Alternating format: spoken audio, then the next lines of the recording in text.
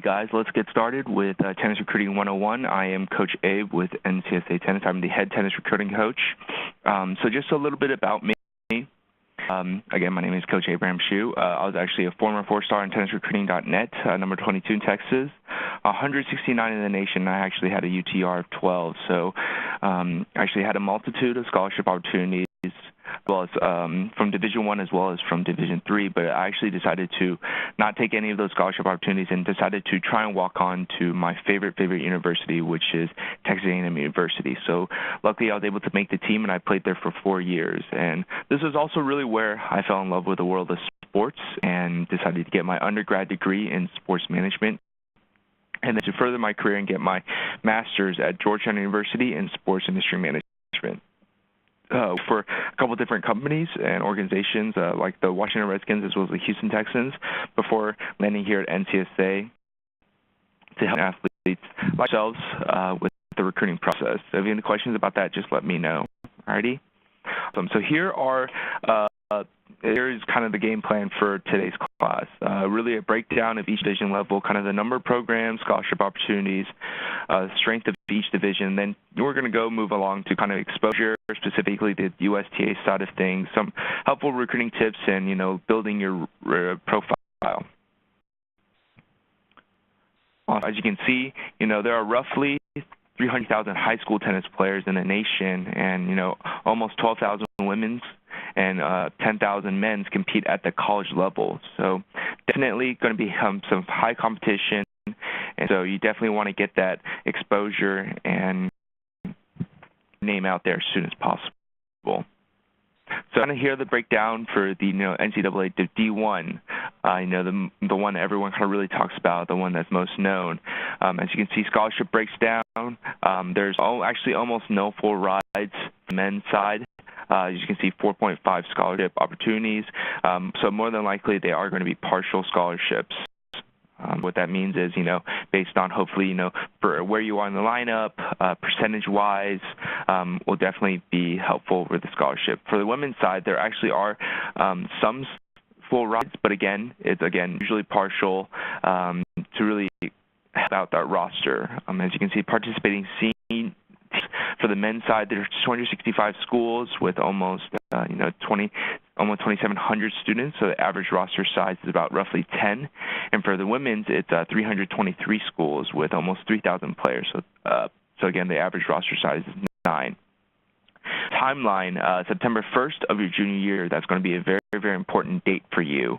So that's actually when you're able to receive phone calls, text, emails from college coaches. That means they can start initiating that conversation.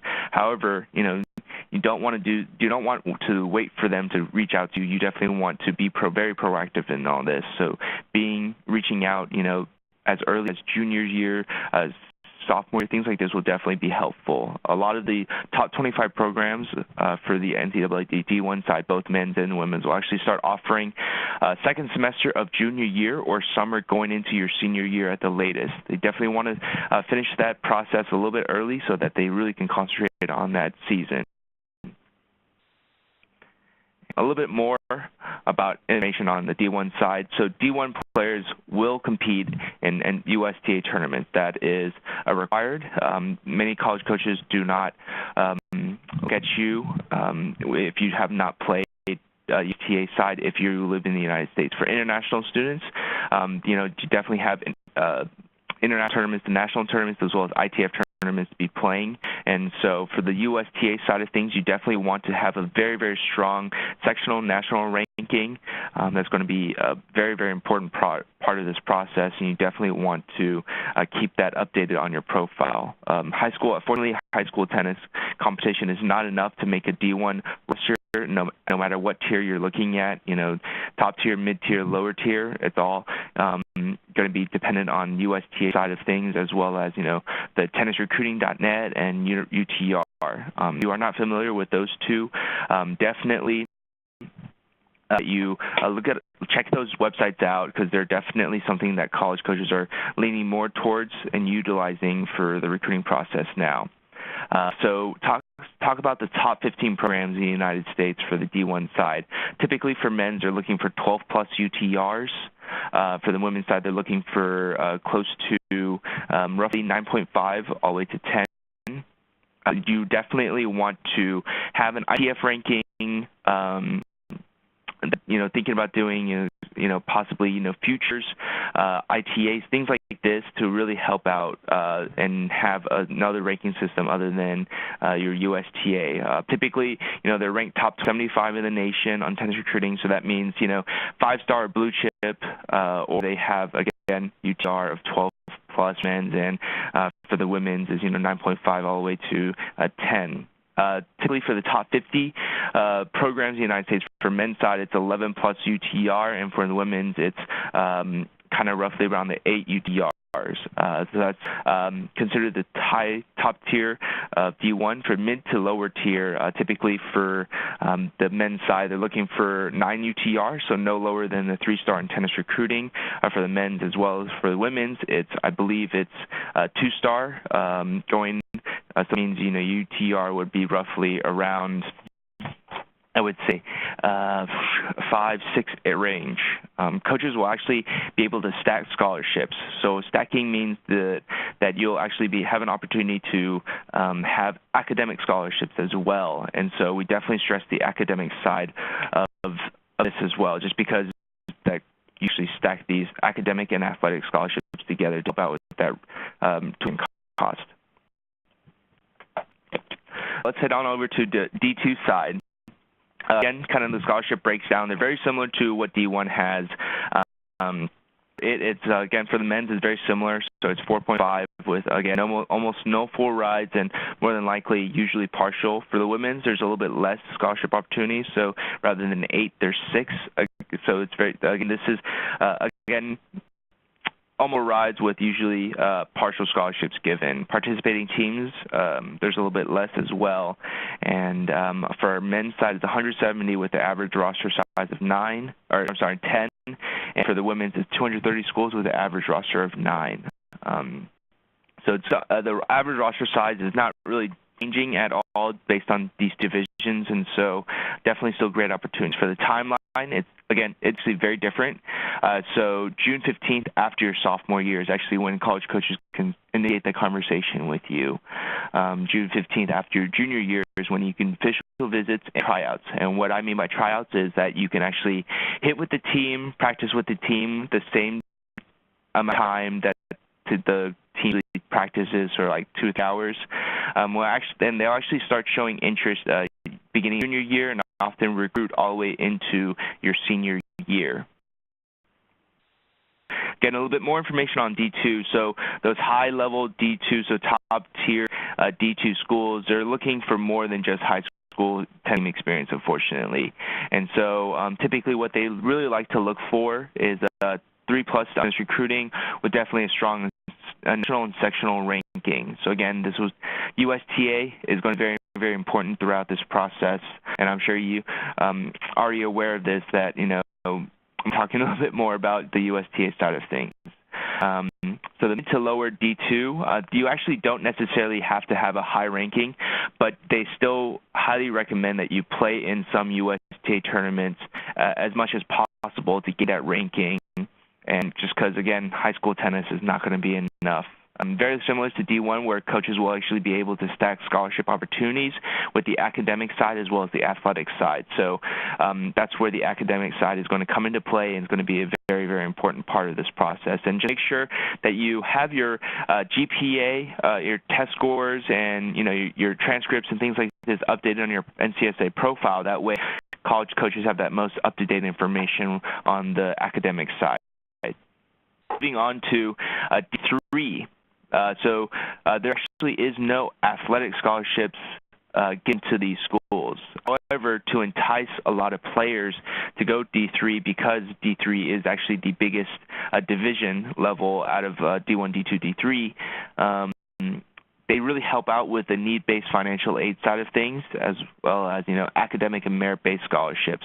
And so what this means is they actually, coach really likes you, specifically in the D3 side of things, they actually have a little bit of leeway with the admissions office and the applications, and so they might possibly have a separate requirement for you.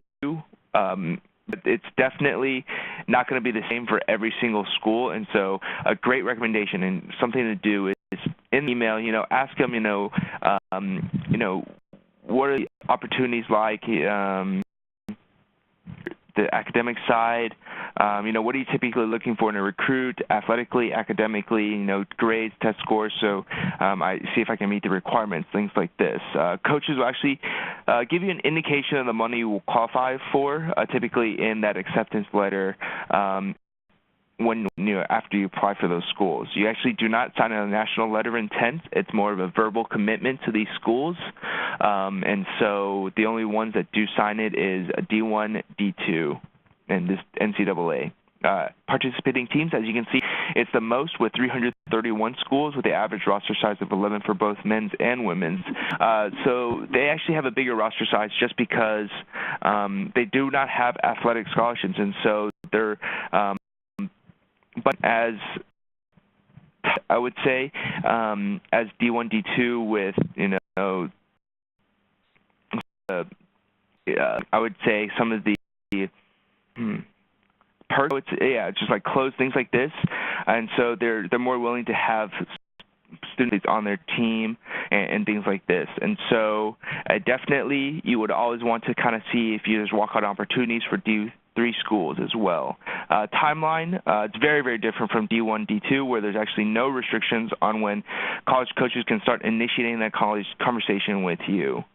Many times the most roster spots are made during your senior year, even though the college coach may have reached out to you as early as, the end of freshman year or sophomore year, beginning of sophomore year. So you definitely want to know the application deadline for the schools that you're interested in, just because you would have to apply the normal way that, students apply for schools because the no athletic scholarship side of things.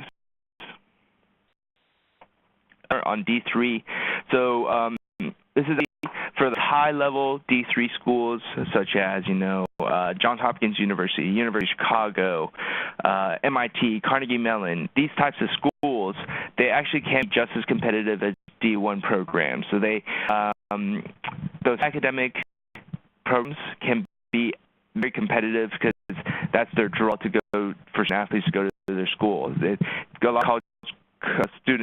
A lot of student athletes like to have a high academic as well as high athletic school, and so they do get those great athletes, and so they do not have as much influence on the process. But again, as senior coach, what they typically looking for in a recruit, they might have a separate set of requirements for those potential recruits that they're interested in. Unfortunately, for top-tier D3 programs, they're lower than 3 stars in tennis recruiting. So just aware of that fact. Mid to lower D3 schools, specifically low D3 schools, they actually might recruit players with only high school experience, and so if this is something that you're looking forward to doing, lower and mid-tier D3 schools is your route. So NAIA. So the NAIA is just another governing body of a separate set of schools. It's completely different from the NCAA. They actually have, their own schools that they govern. They have their own championship. They have their own budgets, their own money, things like this. And so for the scholarship breakdowns for the men's, again, almost no full rides, typically usually partial, just because, unfortunately to say, tennis is really a non-generating sport for colleges, and so their budget is a little bit smaller, and so they would have to break up a lot of the scholarship opportunities. For both men's and women's, there's both 5 participating schools. For men's, there's less than 100. For women's, there's 107. It's actually similar to the D3 side of things when it comes to the timeline, so there's actually no restrictions for colleges to when they can start contacting student athletes. So, as early as the end of, freshman year all the way to sophomore year. And they're actually just as competitive as a D2 schools. That really tells you how and where they are athletically, is that they compete on the same level as D2 schools. All right, let's talk about junior exposure. As you can see, USTA is greater than high school tennis, and so it's definitely going to be a very, very important part of the process, specifically if you are wanting to play in D1 programs. That is going to be the biggest factor, is you playing USTA tournaments and getting that ranking, as well as playing, some ITS as well, and big national tournaments. You can go on the USTA website.com, kind of figure out where you are by district and section. The United States is broken up into 16 sections, and the top sections are California, Texas, and Florida. California is actually broken down into two different sections, the Northern Cal and Southern Cal, and so just make sure you know where you land for that, for Texas, and then definitely going to be very, very important with the national tournament. So each section ranks and labels their tournaments differently. And so if you do want to play in a national tournament or something like this in a different section than where you're originally from, make sure you do the proper research to see if you're playing at the level that you were currently playing in for the section that you live in. That we're playing at a tournament that is, completely different from the level that, you're playing.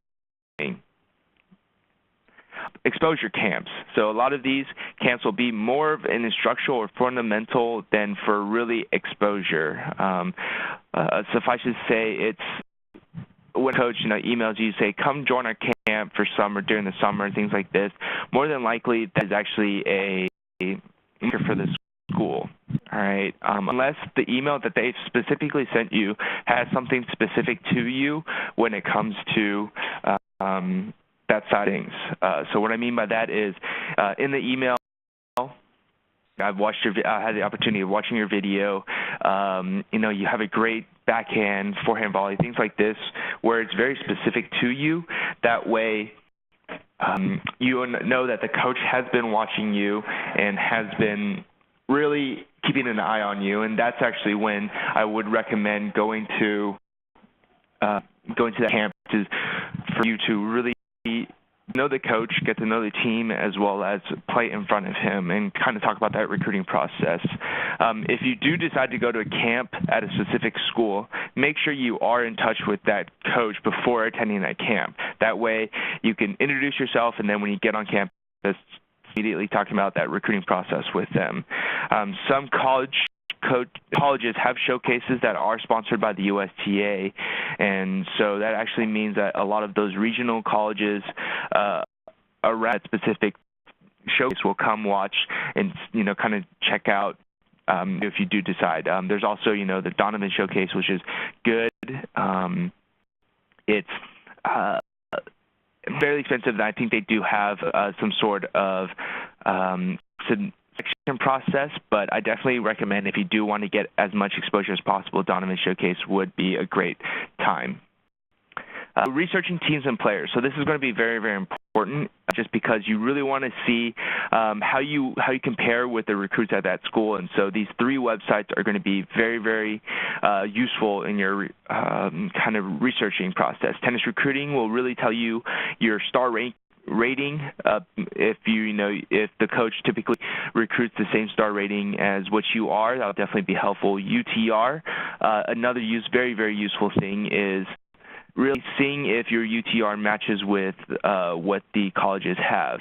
That way, if you can compete already, start off the bat, they're more than likely to want to recruit you. Whereas if you're a little bit lower, then you have a good idea of what your goal needs to be from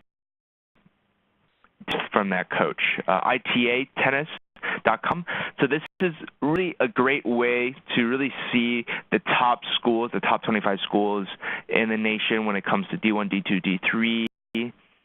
These will definitely be very, very helpful in the whole tennis side of things. So make sure to kind of check out, if you are interested in, a very big school, a very high school, then this is definitely a place to go check out to see if that school is on a very competitive level. The top do's and don'ts. First of all, be very, very proactive and market yourself to college coaches. That means, consistently sending out emails to college coaches with that introduction, trying to get them on the phone to talk, things like this to really help you get as much to make that best choice. And you really don't want to wait for that coach to come find you, just because there's so many student athletes that want to play collegiate tennis, and only you can see the percentage is a little bit lower, and so you definitely want to be very proactive. All right. Second thing is you want to be very focused on your academics throughout high school, just because, again, you will be able to kind of stack scholarships, as well as an opportunity to apply for some academic scholarships to help with that tuition cost. And this is also really where college coaches want to make sure that you meet requirements of what they're typically looking for in a recruit when it comes to the academic side. That way you're not messing with the eligibility of anything, and really just ensure that you can play right off the bat. Third is playing USTA. I'm sure you heard me say this over and over again, but playing USTA tournaments is going to be a very important part of the whole process. It's going to be important, and if you don't know too much about it, definitely I would recommend starting right off the bat and looking into the USTA tournaments. And respond to all college coaches that reach out to you, whether it's a spam email or a not interested email. These are still very important, just because it's a common courtesy, and you might actually possibly not get any more emails from a school that you don't are not interested in. If you need any help with any, just let me know and I'll be able to help you with it. So here are the top don'ts for this. Don't let your parents take over the recruiting process. Coaches are recruiting you.